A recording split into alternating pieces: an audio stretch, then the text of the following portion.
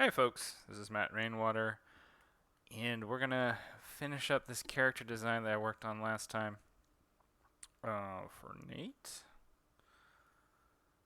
And probably, I don't know. Sometimes I keep saying, sometimes I say like, oh, this is gonna be a fast one, and then it ends up not being that fast. We'll see.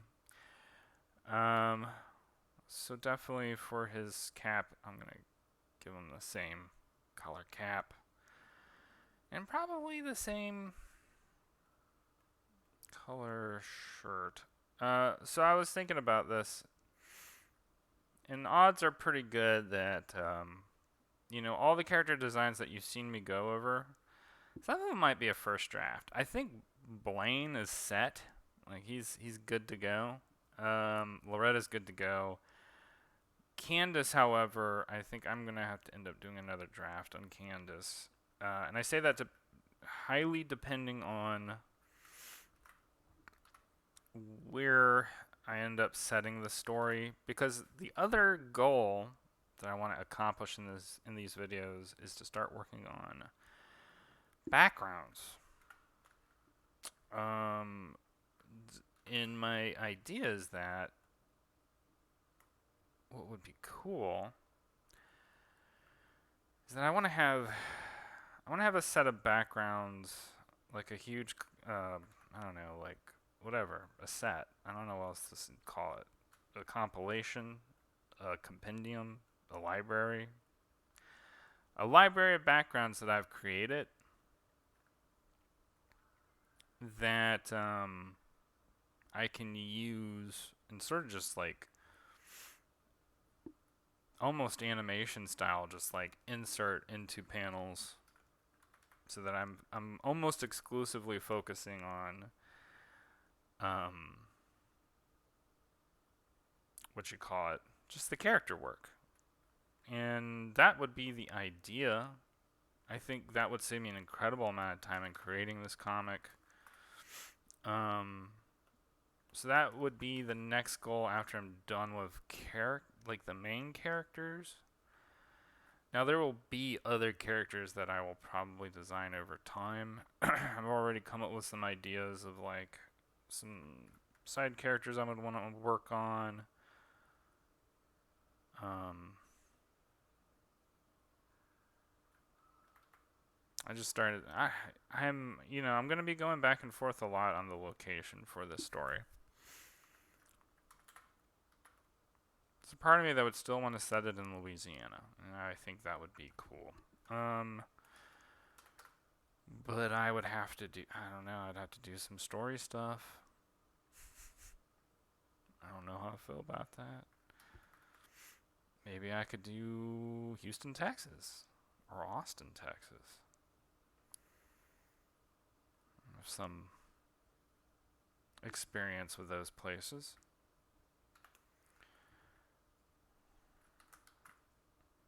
Alright, I'm almost done flatting. Yeah, like I said, the flatting always goes pretty quick. There's not really that much to do. Do I give them socks or not? I guess I'll give them socks.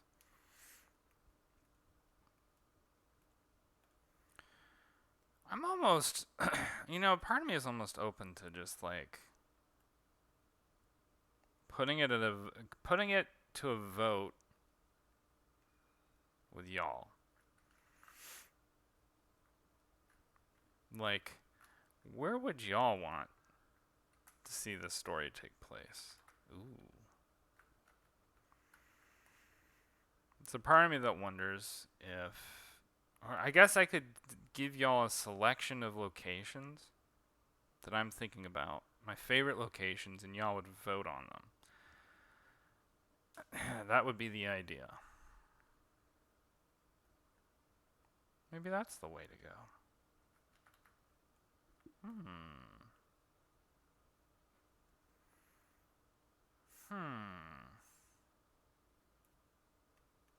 Just thought.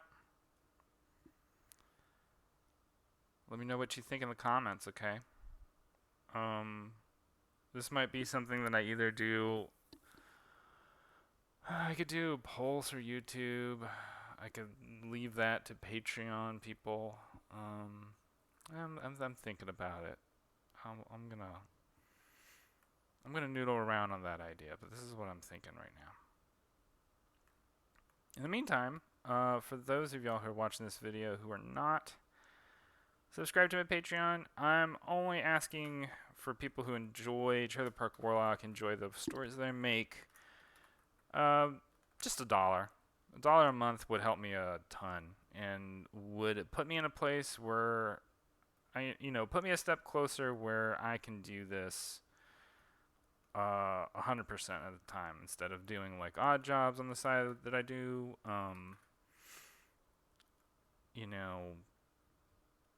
Doing freelance stuff. It's not the easiest thing in the world, right? To balance multiple things, which I'm constantly having to do. So anyway, if y'all want to help me out, kick me $1. And also subscribe to the channel, like the channel, or like this episode. Comments help. Anything that helps make the algorithm aware that you are liking this stuff. That helps me out a bunch, and I appreciate it all, whatever you decide on doing. And back to what I was saying. So yeah, as y'all can tell, there's a lot of brainstorming going on for me for this story. I just came upon a realization, basically starting yesterday, maybe the day before, like, I'm cooking in the sense that this story is starting to come off of the ground. It's starting to get all of its ideas together. And I have to remind myself it was very similar to this when I was originally writing Trailer Park Warlock. When I was like doing pretty much similar process as this, like I remember having a really easy time coming up with Jake. And then I think I had kind of an easy time coming up with Darla. And then after that, like, I started having a more difficult time sort of coming up with things. I knew that I wanted to send a trailer park, but I had sort of these ideas about what the trailer park would look like that I think were a little bit too... I think it wouldn't ground the story very well. It's interesting too because I ended up doing a lot of concept art sketches that were really similar to stuff that I saw like in the concept art for Ready Player One, where it's like stacking trailers on top, one on top of the other, and stuff like that. Interesting how that works. Sometimes people have the similar ideas just floating around in space over time. Now, granted, like when I was doing that, it was like 2011 or 2012, and I'm sure for Ready Player One, maybe it was a little later. But I'm not, by the way, I'm not implying that like somehow somebody got like a hold of my sketchbooks or whatever. That's not what I'm implying at all. I am implying that ideas kind of float around in the ether. I am implying that. Whatever the ether is. That's a big implication, right? That's like... it's almost... I would almost say that's jumping the shark a little bit. For those of y'all who don't understand what that means when I say that, I barely understand what it means because I only ever watched that one episode of Happy Days where Fonzie jumps over the shark and breaks people's willing suspension of disbelief in the show Happy Days. Although if you watch Happy Days, it's not like it's a grounded, it's not like it's some kind of grounded sitcom. I mean, the Fonz is like, seriously, Fonzie is like basically a shaman. He's like, he would fit in well into the universe of Trailer Park Warlock because he can like make jukeboxes magically work. His coolness is apparently like apparently a form of deep occult magic that nobody can properly understand.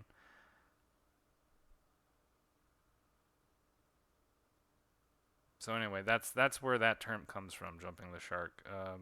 At least as far as I'm aware. It could go deeper than that, but I think it comes from Happy Days. And there was an episode where, for some reason, I don't really remember why, um, Fonzie's like, what is it called? Like, I can't remember what the term is, where it's like you're holding on to this rope and it's attached to a boat, and you're, sailing around behind the boat, and he was doing like a competition or something, as I recall. And then for some reason, there's a shark that gets involved, and he has to jump over the shark. It was really silly, which is why I think a lot of people reference that, because it was a very silly event in TV history. Much like most of TV history. Having to slow down a little bit on my work, because I'm a notorious nail biter. I think that's like a way I've coped with anxiety. It's just by chewing on my nails. It's not, I wouldn't say it's comforting, but it's like when I see dogs just like randomly start chewing on pillows and other things. I relate. Because like I'm like, I don't really know where to put all this weird energy and frustration, so I'm just gonna chew on, the nails that are growing. But I've learned, if you chew on your nails, if you chew on hangnails especially, which is what happened to me, you can get a condition called paranoia, where you can get an infected hangnail, and I got that on my left index finger. It's all swollen, and I'm having this come to Jesus moment with myself, where it's like, I gotta stop chewing my nails. I can't keep doing this.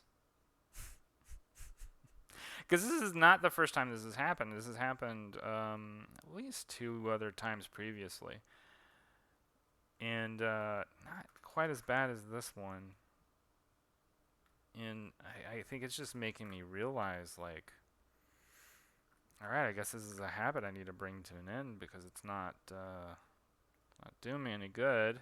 In fact, it's actually impeding my ability to get some amount of work done, because, after a while, my index finger is just like throbbing in pain from, clicking it on the keyboard and whatnot.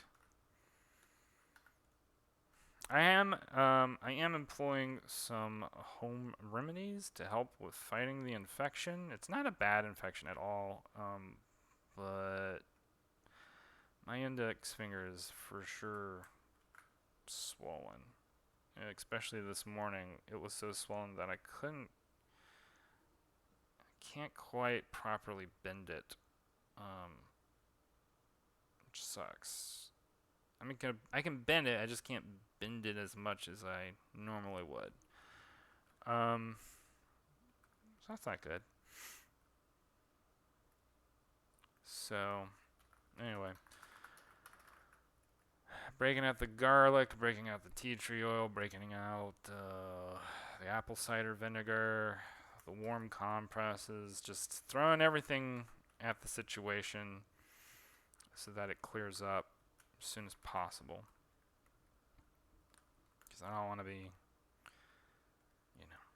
I don't want to be caught in having to fix this situation for too long. I just remember last time this happened, gosh, it felt like it was almost 2 weeks, but maybe it really wasn't that long. Maybe it was only a week. I don't know. That infection was pretty. It was gnarly. Like, my finger ended up being fine, but it was just like there's this big blister that formed, and then it ended up peeling off, and it was gross. And I wasn't like, at that point, I wasn't like, oh, maybe I should stop chewing on hangnails or my fingernails in general. Old habits die hard. What can I tell you?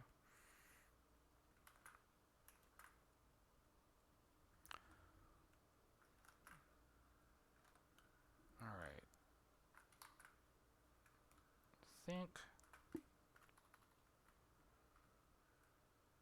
Don't really want to overdo that reflective lighting. Let's see. Get out the soft eraser. Just soften up this stuff.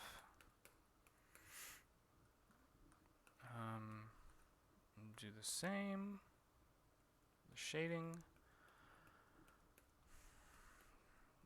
And I do enjoy this little part because it's just like, oh, look how nice that looks. There's just like a certain kind of Bob Ross sort of moment that happens. All right. I think this is looking good. Like I said earlier in this video, I suspect that I will have to do some edits on some characters, and we will end up returning to that in the near future. Anyway, that's it for me. I have accomplished what I wanted to accomplish, and thank you all for hanging out. We will do this again soon, and I will talk to y'all later, alright? Bye.